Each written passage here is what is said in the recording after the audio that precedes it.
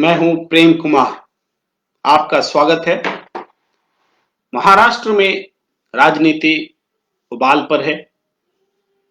2 दिन में एनसीपी नेता शरद पवार जी ने 2 प्रेस कॉन्फ्रेंस किए। एक प्रेस कॉन्फ्रेंस में उन्होंने कहा कि मामला गंभीर है।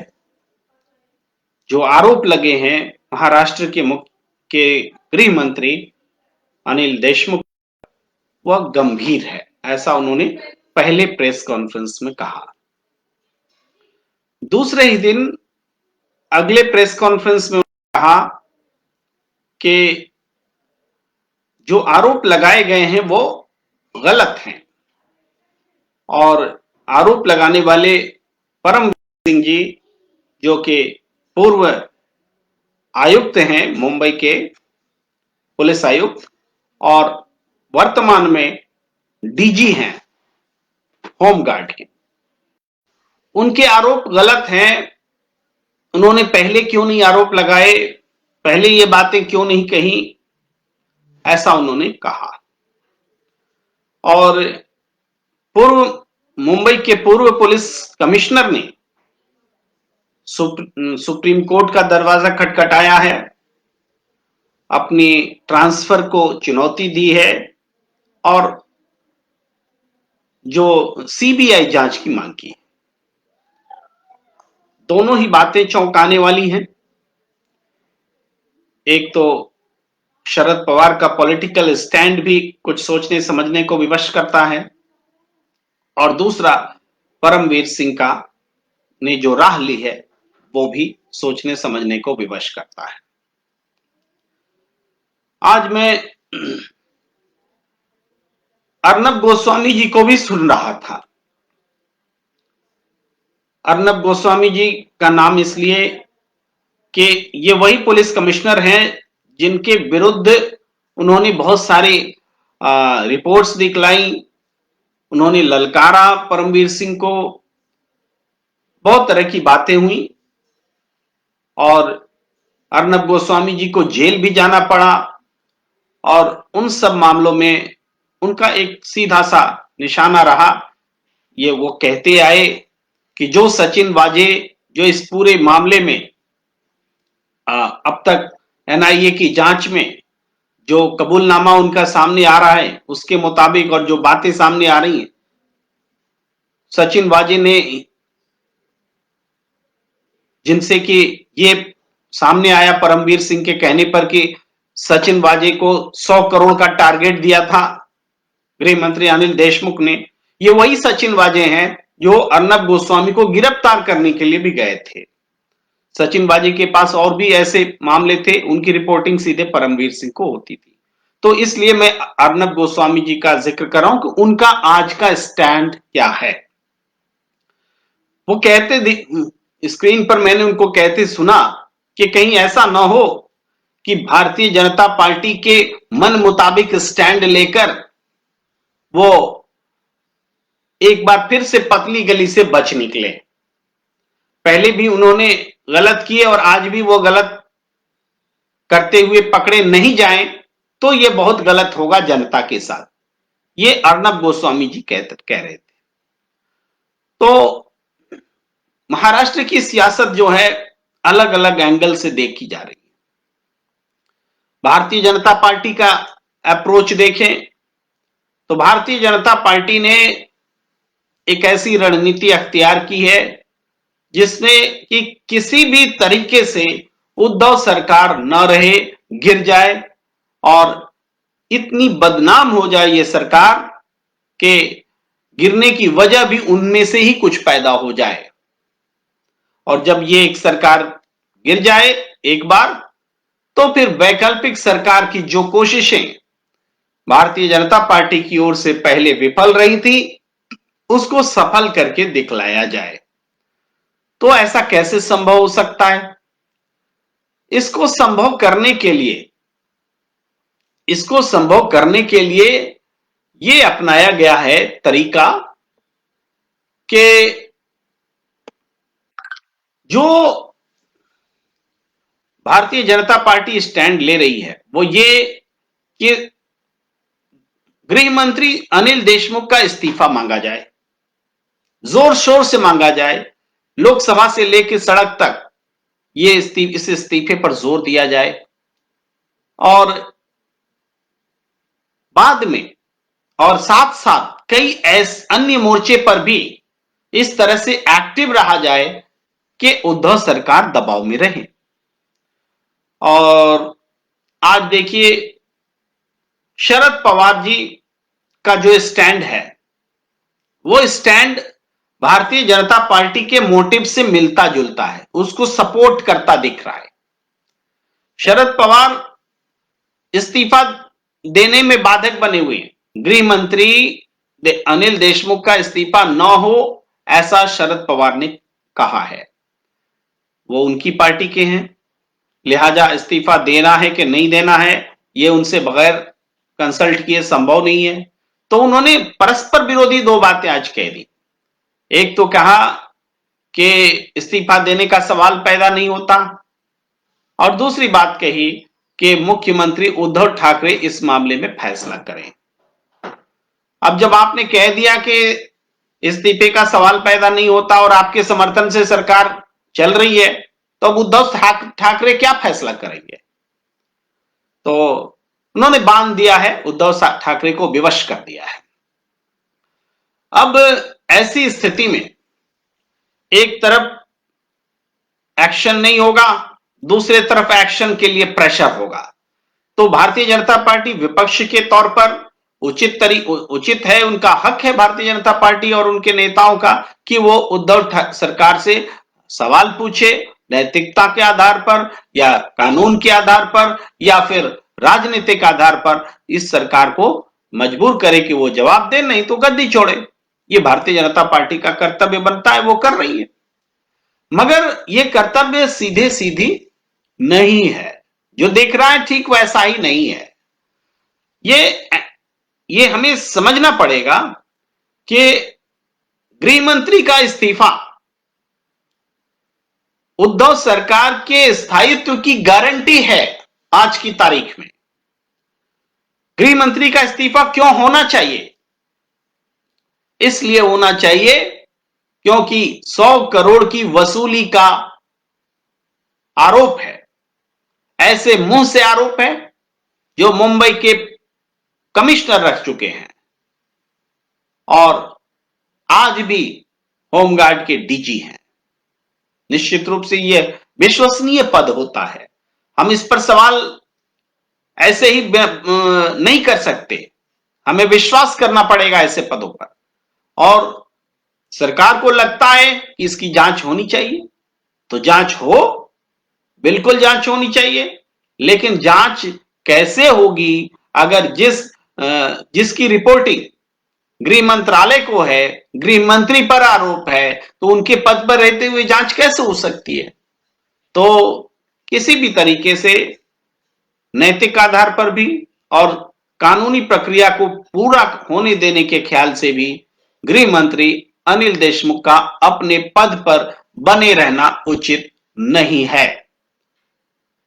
मैं इस बात में नहीं पड़ता हूं कि उन पर लगे आरोप सही है या गलत है, जो सही होंगे गलत होंगे चलिए बाद में देख लेंगे, लेकिन जितनी बातें सामने आई हैं, जिनके मुंह से सामने आई हैं, वो निश्चित रूप से बताती हैं कि ये इस सरकार को ये फैसला लेना चाहिए या फिर गृह मंत्री को ये खुद से इस्तीफा देना चाहिए, या तो ये मंत्री बर्खास्त हो या इस्तीफा लिया जाए।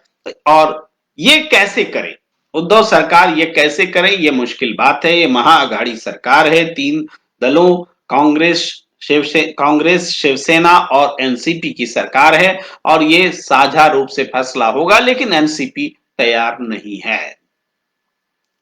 तो गाड़ी फंस गई है, दलदल में बढ़ नहीं पा रही है, सरकार बढ़ेगी कैसे, चलेगी कैसे? तो राजनीति, मैंने पहले भी कहा है बातचीत में कि महाराष्ट्र की राजनीति में जो भूचाल आया है वो भूचाल मुकेश अंबानी जी के घर के बाहर बम से लदे स्कॉर्पियो के खड़ा होने की घटना के बाद उसकी जांच के क्रम में एक के बाद एक आते नए तथ्यों के कारण आया है। और ऐसी घटना दिल्ली में भी हुई थी। मैंने कंपेयर किया था जनवरी में, जब इजराइल दूतावास के सामने, जब जिंदल हाउस के सामने बम फटे थे, वहां से बीटिंग रिट्रीट हो रहा था थोड़ी दूर पर, प्रधानमंत्री का काफिला गुजरा था थोड़ी देर पहले। इतनी गंभीर घटना के बावजूद एनआईए ने एक तरफ यहां जांच शुरू की और ऐसी ही जांच मुंबई में एंटीलिया के बाहर रखी गई कार के मामले में शुरू की। लेकिन एक के बारे में देश को पता नहीं है और दूसरे के बारे में भूचाल आ चुका है। एक सरकार रहेगी या नहीं रहेगी, उस पर बात हो रही है।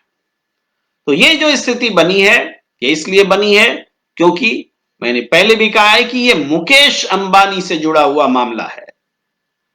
कोई सरकार एक इंस्पेक्टर रैंक के अधिकारी पर एक्शन करके बच नहीं सकती, या फिर प्रशासनिक जिम्मेदारी थोपकर बचा नहीं जा सकता, और जवाबदेही तय करनी होगी।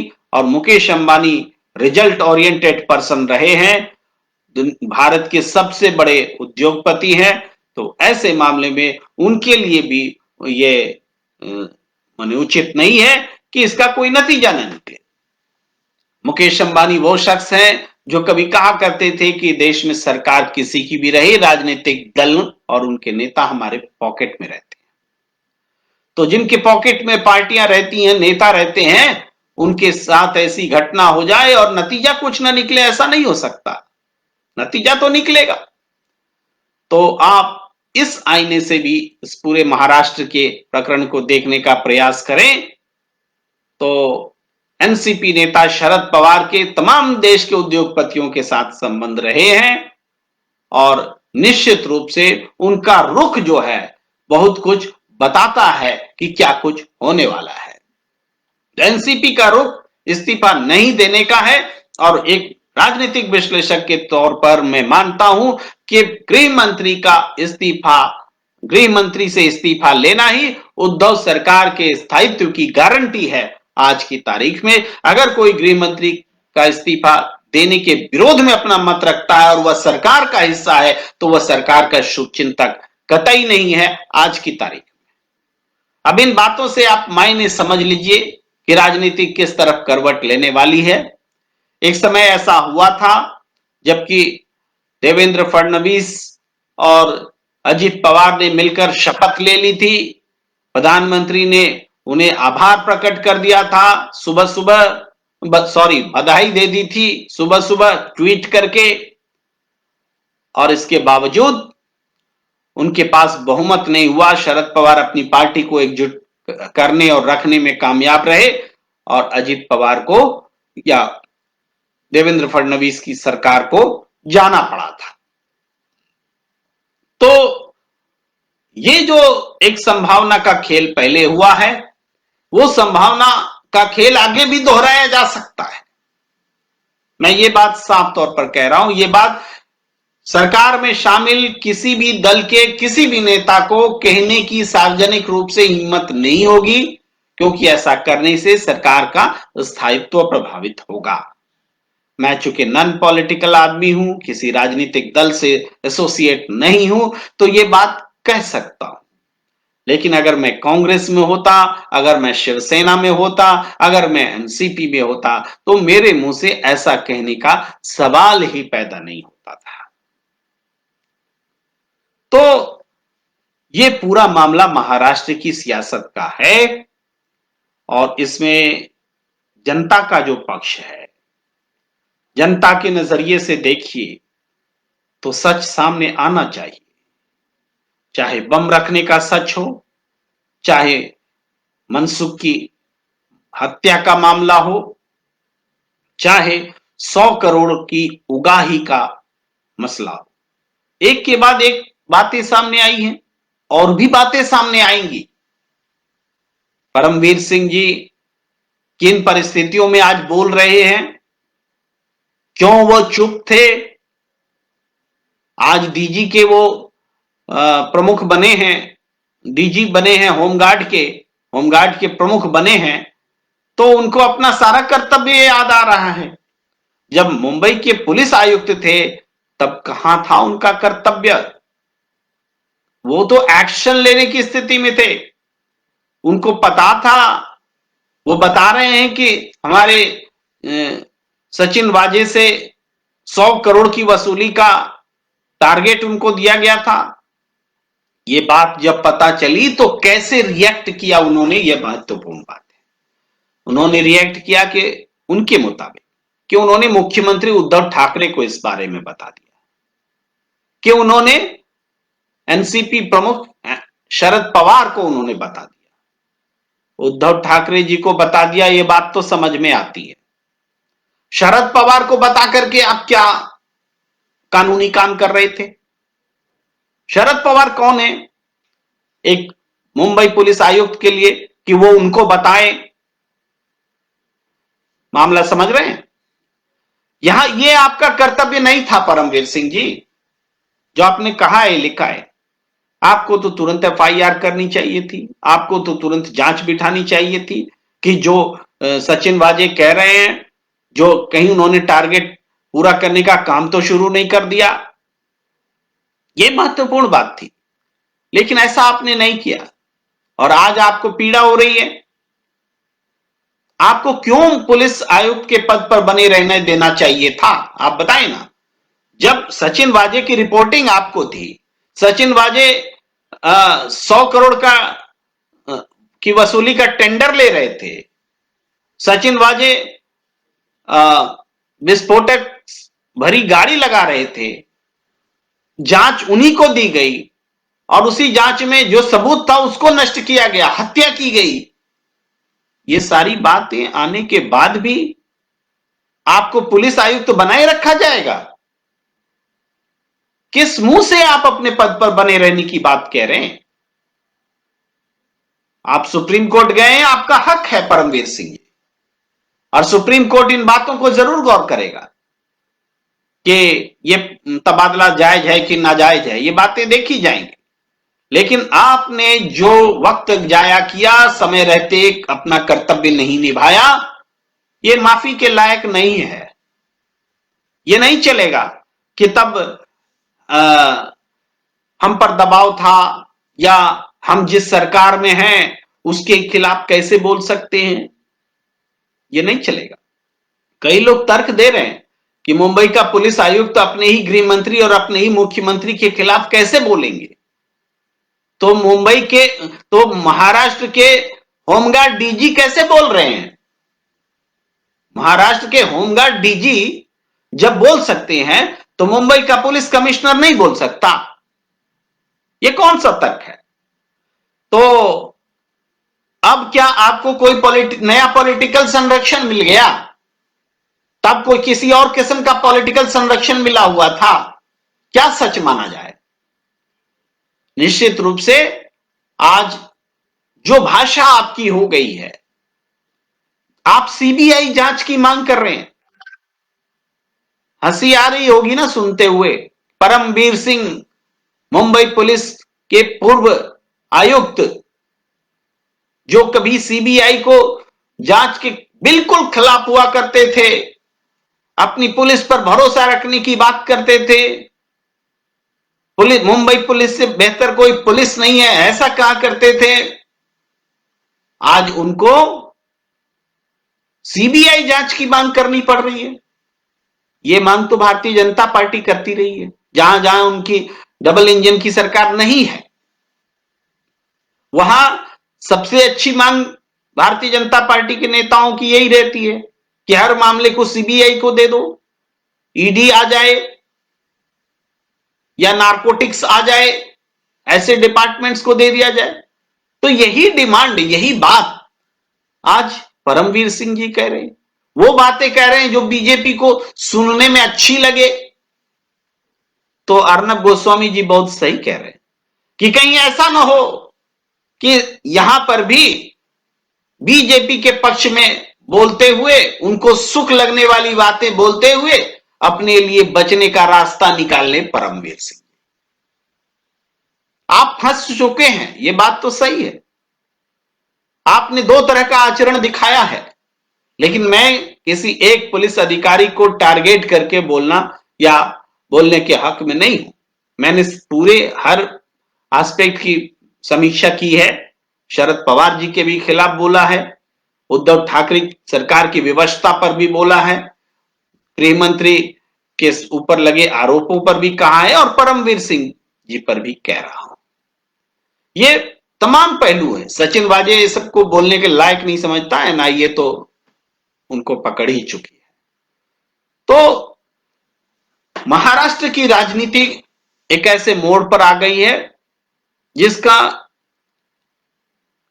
जो भूकंप का सेंटर होता है, दिखता तो सचिन वाजे और गृह मंत्री अनिल देशमुख ये सब है, लेकिन ये लोग सेंटर नहीं है। असल सेंटर है उद्धव सरकार। उद्धव सरकार को गिराने की मंशा ही सबसे प्रमुख लगती है और इस सरकार के जाने तक ये कैंपेन, ये प्रयास, ये कोशिश जारी रहने वाली है। मुझे दीजिए इजाजत। नमस्कार।